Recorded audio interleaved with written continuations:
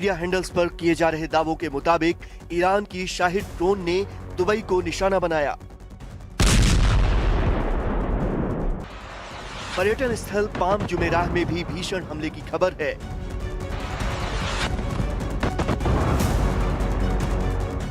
ये मानव निर्मित द्वीप लग्जरी होटल्स और रिहायशी टावरों के लिए मशहूर है। एक इमारत में विस्फोट के बाद रिस्पांस टीमें एक्टिव हो गईं। पाम जुमेराह के एक होटल के पास धमाके के बाद डाउनटाउन और मरीना इलाके में कई जगहों पर धुएं के गुबार देखे गए। ईरान के हमले में 4 लोग बुरी तरह घायल हो गए। हालांकि हालात पर काबू पा लिया गया। तनाव के बीच यूएई ने एहतियातन अबू धाबी सिक्योरिटी एक्सचेंज और दुबई फाइनेंशियल मार्केट को 2 दिनों के लिए बंद करने का ऐलान किया है। वहीं दुबई में स्थित दुनिया की सबसे ऊंची इमारत बुर्ज खलीफा को भी सुरक्षा कारणों से खाली करा लिया गया। तो क्या हालात बने हैं वो आपने यहाँ पर देखा। इसके अलावा एक और बड़ी खबर इस वक्त आ रही है जहाँ पर ईरान पर देखिए अमेरिका के हमले लगातार इस वक्त भी जारी हैं और अमेरिकी सेनाओं ने ईरान की ओर टॉमहॉक क्रूज मिसाइलों की एक और खेप यहाँ पर दाग दी है जिसमें कई ठिकानों को टारगेट किया गया है और समुद्र से लॉन्च हुए ये मिसाइलें लक्ष्य पर धमाकेदार हमले की तस्वीर भी पेश कर रही है और दोनों तरफ से जवाबी कार्रवाई भी जारी है। इलाके में इस वक्त तनाव है और ज्यादा बढ़ गया है। आप ये तस्वीर यहाँ पर देखिए किस तरीके से टॉमहॉक मिसाइल यहाँ पर दागी गई है। ये पहली मिसाइल, फिर दूसरी मिसाइल आप यहाँ पर देखिए। इसके अलावा भी आंकड़ा यहाँ थमा नहीं है। अब ये तीसरी मिसाइल आप यहाँ पर दागती हुई देखिए। ईरान पर ये तमाम टारगेट की जा रही है और वो भी कहां से, समुद्र से। आप देखिए पूरा इलाका समुद्री इलाका है और ये अमेरिका का ही वॉरशिप है जो वहां पर तैनात किया गया और इसी परिस्थिति से निपटने के लिए इसको वहां पर तैनात किया गया था जिसमें इस वक्त टॉमहॉक मिसाइलें वहां पर दागी जा रही हैं। आप देखिए 5वीं और ये 6ठी मिसाइल यहाँ पर दागी गई है। ऐसी कई सारी मिसाइलों का इस्तेमाल लगातार अमेरिका भी कर रहा है क्योंकि ईरान ने जो तबाही पूरे मिडिल ईस्ट में मचाई है उससे बचने के लिए पूरी कोशिश यहां पर इजराइल और अमेरिका भी यहां कर रहे हैं और इसीलिए टॉमहॉक मिसाइलें अलग अलग वॉरशिप समुद्र से घेरने का प्रयास किया गया। अपने एयरबेसेस से घेरने का प्रयास अमेरिका ने ईरान को किया।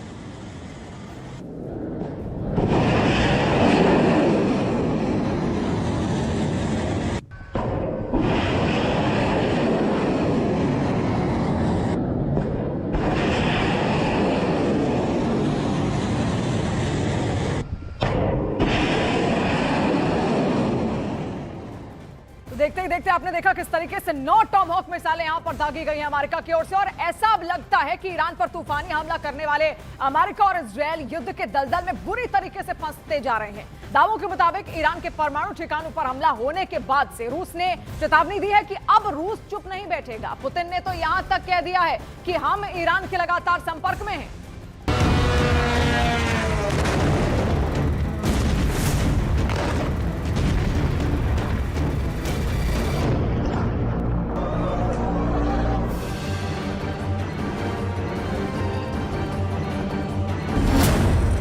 परमाणु ठिकाने पर बड़ा हमला, 1500 मिसाइलों से ईरानी कोहराम।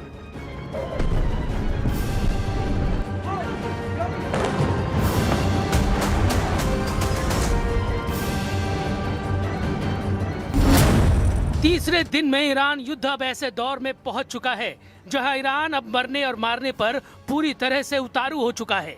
जहां पहले राउंड में अमेरिका और इजराइल ने एक तरफा हमले करके सुप्रीम लीडर अली खamenei समेत 48 से ज्यादा टॉप लीडर्स और कमांडर्स को मार डाला, तो वहीं अब ईरान ने पिछले 3 दिनों में 1000 मिसाइल और ड्रोन से इजराइल और पश्चिमी एशिया में फैले अमेरिका के दर्जनों सैन्य अड्डों पर भीषण हमले किए हैं। हालात ये हो गए हैं कि राष्ट्रपति ट्रंप भी ये मानने को मजबूर हो गए हैं कि युद्ध 2 हफ्ते से ज्यादा चल सकता है। खबर तो यहाँ तक है कि बौखलाए अमेरिका और इजराइल ने ईरान के परमाणु ठिकाने नतांज पर भीषण हमला किया है जिससे रेडिएशन का खतरा पैदा हो गया। दावा तो यहाँ तक किया गया है कि ईरान ने अपनी खैबर शेकेन और फत्ताह 2 जैसी घातक मिसाइलों से हमले कर दिए हैं। इजराइल की राजधानी तेल अवीव में 40 से ज्यादा इमारतों को ईरान ने अपने मिसाइल और ड्रोन हमलों से उड़ा दिया। यरूशलेम ने भी ईरान के तूफानी हमलों से भारी तबाही हुई है। अब तक युद्ध में अमेरिका के कई जेट गिर चुके हैं। कुवैत के रक्षा मंत्रालय का यहां तक दावा है कि अमेरिका के कई जेट गिरे हैं। हालांकि कुवैत ने संख्या नहीं बताई है। कुल मिलाकर मिडिल के 8 देश ईरान की बदले की आग में जलने लगे हैं। हम शुरुआत करते हैं अमेरिका और इजराइल के उस तूफानी हमलों से जिसकी वजह से पश्चिमी एशिया में परमाणु जंग का खतरा पैदा हो गया है। ईरान के परमाणु ठिकाने पर हमला, नेतन्याहू के दफ्तर पर निशाना। 28 फरवरी 2026 को शुरू हुए ऑपरेशन एपिक फ्यूरी और ऑपरेशन रोरिंग लॉयन में ईरान ने तांडव मचा रखा है। रॉयटर्स के हवाले से खबर आ रही है कि अभी तक ईरान में 255 से ज्यादा लोग मारे जा चुके हैं। तेहरान के पश्चिमी इलाके में सबसे ज्यादा अमेरिका और इजराइल ने हमले किए। खबर तो यहाँ तक है कि इजराइल और अमेरिका ने ईरान के नातांज परमाणु ठिकाने पर भीषण हवाई हमला किया है। रेडिएशन की चेतावनी देते हुए ईरान ने दावा किया है कि इजराइल के हमले से पूरे इलाके में परमाणु रेडिएशन किसी भी वक्त शुरू हो सकता है। पिछले 72 घंटे में दोनों तरफ से हजारों मिसाइल, बम और ड्रोन एक दूसरे पर दागे जा चुके हैं। जरा ये आंकड़े देखिए। पिछले 72 घंटों में अमेरिका और इजराइल ने ईरान के भीतर 2500 से अधिक ठिकानों पर बमबारी की है। पहले 24 घंटों की रिपोर्टों के अनुसार केवल पहले दिन अमेरिका ने 900 और इजराइल ने लगभग 1200 हवाई हमले किए हैं। ईरान के तेहरान, इस्फहान, कोम, करज और किरमानशाह जैसे प्रमुख शहरों को निशाना बनाया गया है। इजराइल के 200 से अधिक लड़ाकू विमानों जिसमें F-35 और F-15 ने सैकड़ों टन सटीक हथियार और लगभग 500 से अधिक बड़ी मिसाइलें दागी हैं। अमेरिकी युद्धपोतों और पनडुब्बियों ने 1000 से अधिक टोमाहॉक क्रूज मिसाइलें दागी हैं। अमेरिका ने अपने B-2 स्टील्थ बॉम्बर से 14 GBU-57 बम गिराए। ये दुनिया के सबसे बड़े बम हैं जो जमीन के नीचे गहराई में बनी परमाणु सुविधाओं जैसे फोर्डो और नातांज को तबाह करने के लिए उपयोग किए गए हैं। दावा तो यहाँ तक किया गया है कि ईरान के परमाणु ठिकाने नातांज पर अमेरिका के हमलों से भारी नुकसान हुआ है। Trump has all the latitude in the world to talk about how long it may or may not take. 4 weeks, 2 weeks, 6 weeks. It could move up, it could move back.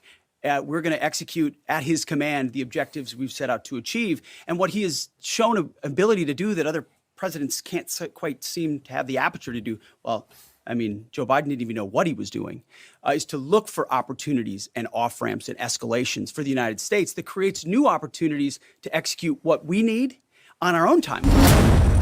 Iran का तूफानी पलटवार, खौफ में Trump, 4 हफ्ते चलेगा युद्ध। दूसरी तरफ ईरान ने भी इजराइल और अमेरिका के सैन्य अड्डों पर तूफानी हमले किए हैं। कतर, बहरीन, कुवैत, सऊदी अरब, UAE, साइप्रस और तुर्की में आज ईरान ने इतने तूफानी हमले किए हैं जिन्हें देखकर राष्ट्रपति ट्रंप बुरी तरह से बौखला गए हैं। ट्रंप ने माना कि ये जंग 2 हफ्ते से लेकर 4 हफ्ते तक चल सकती है। हैरानी की बात तो ये है कि जिस ईरान को पहले राउंड के हमलों में हराने का दावा कर रहे थे, वो अब लंबे युद्ध का अनुमान लगाने लगे हैं।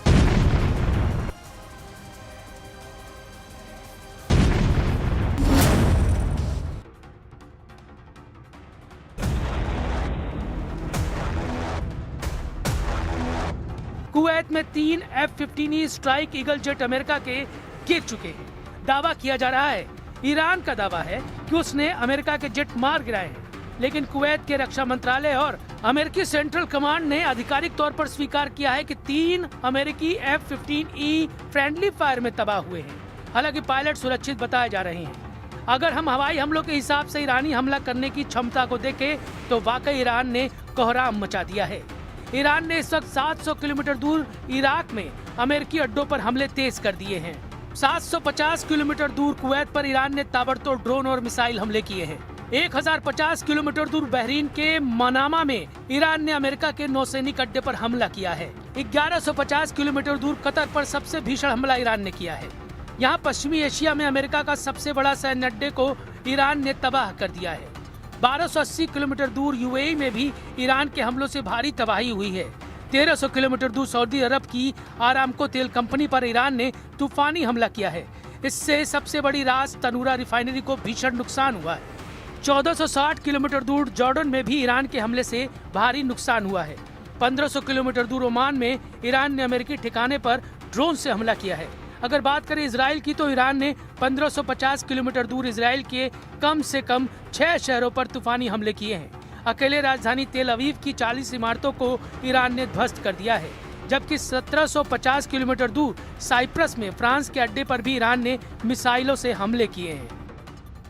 कुल मिलाकर ईरान ने साबित कर दिया है कि भले ही अमेरिका और इजराइल ने उसका ऐतिहासिक नुकसान किया है, लेकिन ईरान आखिरी दम तक मुकाबला करेगा।